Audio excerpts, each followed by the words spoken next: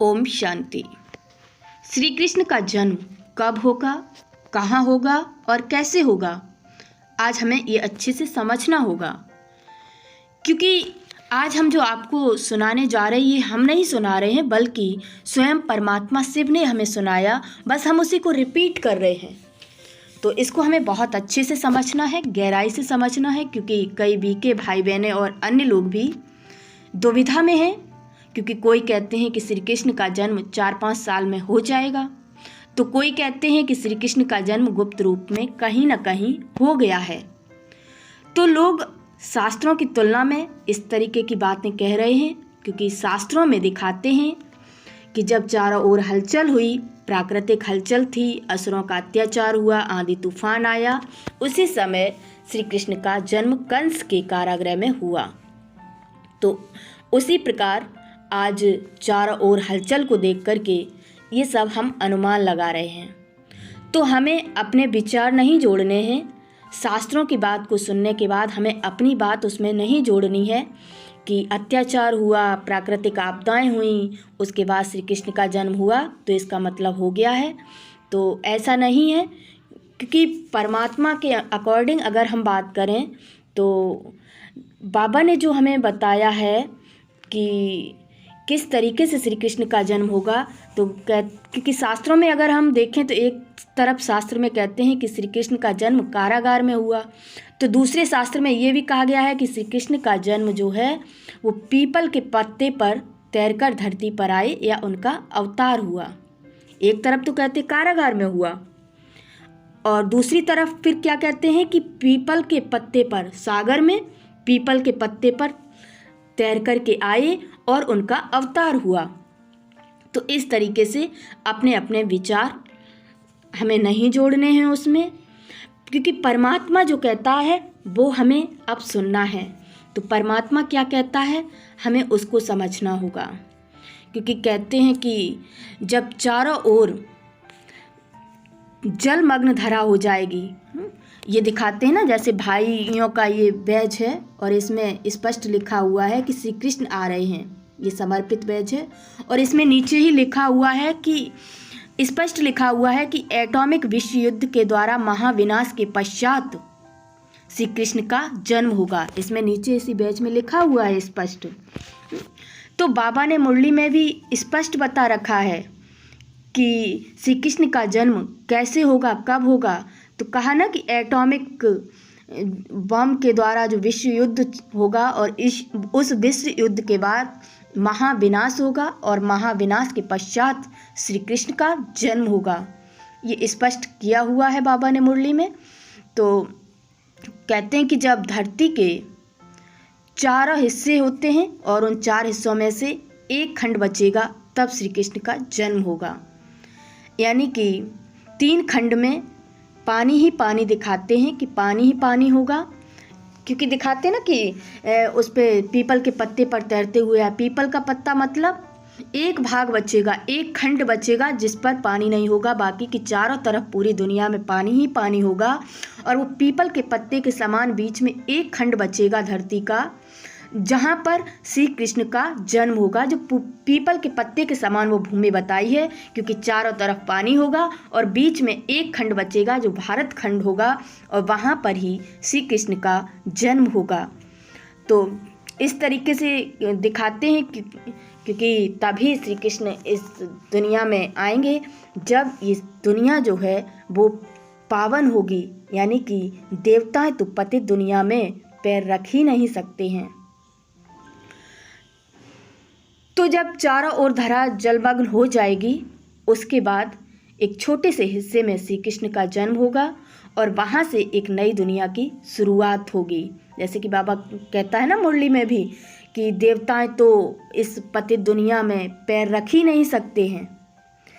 ये जो पतित मनुष्य हैं ये अपनी आँखों से देवताओं को देख भी नहीं सकते हैं, तो देवताएं इस दुनिया में कैसे पैर रख सकते हैं। इस दुनिया में देवताएं कभी भी पैर नहीं रख सकते हैं। तो उसके लिए साक्षात्कार कहा जाता है कि साक्षात्कार से हम देवताओं को देख सकते हैं। बाकी का देवता इस दुनिया में आ नहीं सकते हैं। क्यों?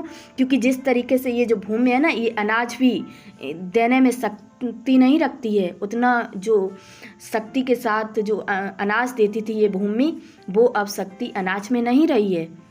तो फिर देवता इस दुनिया में कैसे आ सकते हैं? देवताएं तो उस दुनिया में आएंगे जहाँ पर चारों तरफ सतो प्रधानता होगी, यानी कि जो 5 तत्व हैं प्रकृति के, ये भी सतो प्रधान होंगे, ये भी सब सहयोगी होंगे। तब देवताएं इस दुनिया में आएंगी और वो दुनिया होगी सतयुगी दुनिया होगी। और इसलिए बाबा ने कहा है कि जो ब्रह्मा बाबा हैं वही श्री कृष्ण बनेंगे। श्री कृष्ण कौन होगा? ब्रह्मा बाबा ही श्री कृष्ण बनेंगे। कैसे? क्योंकि कहते भी हैं कि ब्रह्मा सो विष्णु, विष्णु सो ब्रह्मा।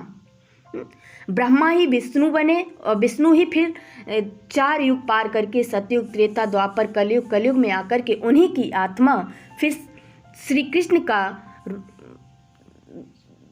जन्म लेने के लिए, श्री कृष्ण की दुनिया में जाने के लिए तैयार करती है अपने आप को। तो वो ब्रह्मा बाबा की आत्मा होती है।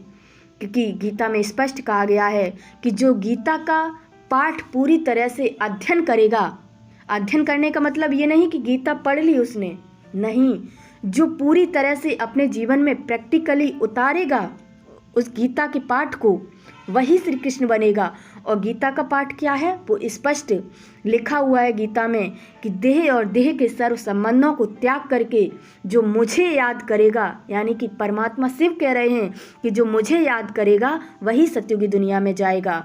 तो एक ब्रह्मा बाबा ही हैं जिन्होंने अंत तक उस पाठ को पक्का किया और देह की दुनिया से सारे संबंधों को त्याग करके उस परमात्मा पिता को याद किया, उनसे जुड़े।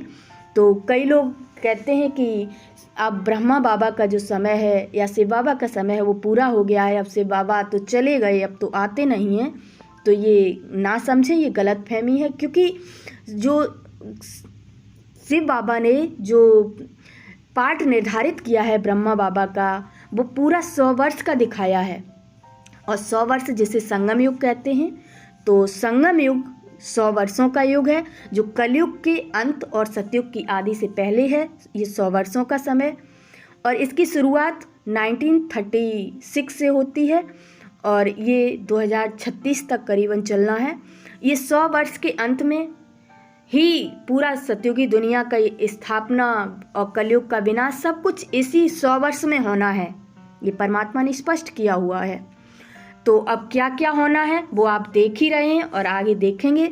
और बाकी का जो लोग कहते हैं कि अब बाबा चले गए, शिव बाबा चले गए, आते नहीं हैं, अब तो कोई मतलब ही नहीं, तो ये ना सोचे, क्योंकि बाबा भी कहीं नहीं गया है। बाबा अपनी सूक्ष्म रूप से सेवाएं दे रहे हैं और जब तक 100 वर्ष पूरे नहीं हो जाएंगे तब तक श्री कृष्ण का जन्म नहीं हो सकता है। जिस दिन 100 वर्ष संगम युग के पूरे हो गए उसी दिन श्री कृष्ण का जन्म हो जाएगा। और वो भी तब होगा जब शिव बाबा हम सब आत्माओं को अपने साथ ले जाएंगे। कहते हैं ना कि शिव की बारात गई, तो शिव की बारात यानी कि अंत में जब कलयुग का अंत होगा तो परमात्मा के साथ हम सभी आत्माओं को अपने घर परम धाम जाना है। और परम धाम से, क्योंकि बीच में शिव बाबा ब्रह्मा बाबा अलग हो भी नहीं सकते हैं, क्योंकि शिव बाबा ने ब्रह्मा बाबा के तन का आधार लिया था, तो आपस में जुदा हो भी नहीं सकते हैं, दोनों को ही सेवाएं देनी है तब तक। क्योंकि कहते हैं ना, किसी ने बहुत ही अच्छे शब्दों में लिखा है कि आदम खुदा नहीं है लेकिन खुदा के नूर से आदम जुड़ा नहीं है।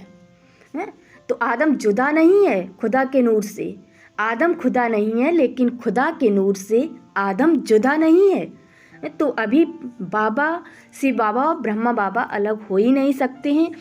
और जिस दिन शिव बाबा हम सब आत्माओं को लेकर के परम धाम जाएंगे, वहाँ से जो सतयुगी की आत्माएं होंगी वो सतयुग में आएंगी, श्री कृष्ण की दुनिया में आएंगी। तो वो वही आत्माएं होंगी जो अभी ब्रह्मा बाबा के साथ इस संगम युग पर 100 वर्ष के समय में अपने जीवन को त्याग तपस्या से देह और देह के सर्व संबंधों को भूल करके परमात्मा के साथ जुड़ी होंगी। वही आत्माएं सतयुग में जाएंगी। हर कोई सतयुगी दुनिया में नहीं जा सकता है, अगर चला गया तो यहाँ की तरह कलयुग की तरह ही सतयुग में भी भीड़ हो जाएगी और वहाँ भी अत्याचार हो जाएगा। तो वो तो देवताओं की दुनिया है, पावन दुनिया है, वहाँ वही आत्माएं जाएंगी जो इस समय अपने आप को पूरी तरह से पवित्र और परमात्मा की याद में पावन कर लेंगी। तभी उस दुनिया में जाएंगी जब उस दुनिया के लायक बन जाएंगी। तो और तभी श्री कृष्ण का जन्म होगा।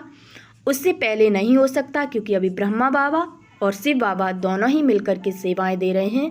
तो बाबा ने कई मूल्यों में स्पष्ट तौर पर कहा भी है कि बच्चे, जब तक मैं इस कलयुग को खत्म होकर के जो मेरे बच्चे हैं वो मेरे साथ नहीं जाएंगे, तब तक ब्रह्मा बाबा का भी जन्म नहीं हो सकता है और ब्रह्मा बाबा ही श्री कृष्ण बनेंगे, क्योंकि श्री कृष्ण की आत्मा ही सतयुग, त्रेता, द्वापर, कलयुग पार करते करते इस समय ब्रह्मा बाबा के रूप में आई और तपस्या की, योग किया, परमात्मा के साथ जुड़ी और त्याग किया।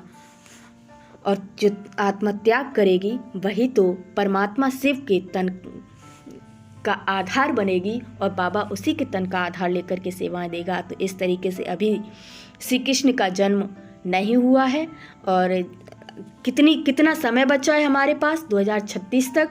आप खुद ही समझ सकते हैं कि 2036 तक क्या क्या होना है, हमें क्या क्या सामना करना है। स्थितियां हमारे सामने हैं, इसलिए हम इसको अनदेखा भी नहीं कर सकते। हमें गहराई से इस चीज़ को समझना है।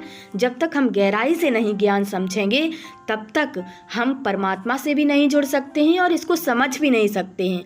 तब तक हमें ये लगेगा ये पता नहीं क्या बातें हमारी तो समझ से ही परे हैं। तो इस ज्ञान को और हमें इस ड्रामा के राज को गहराई से समझना होगा और जब हम समझ लेंगे, हम परमात्मा के साथ जुड़ेंगे, तो हम भी सतयुगी दुनिया में जाने के लायक बन सकते हैं। ओम शांति।